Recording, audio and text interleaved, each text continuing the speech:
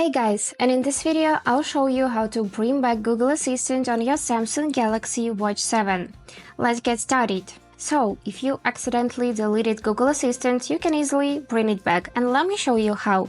For this, just swipe up to open all of the applications, and now open Play Market.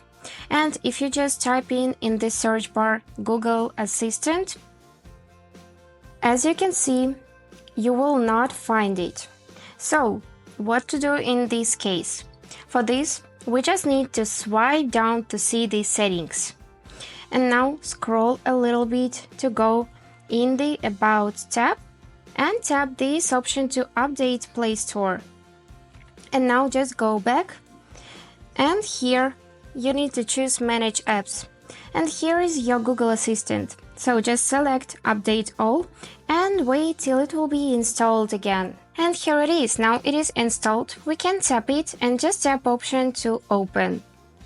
And then set it up.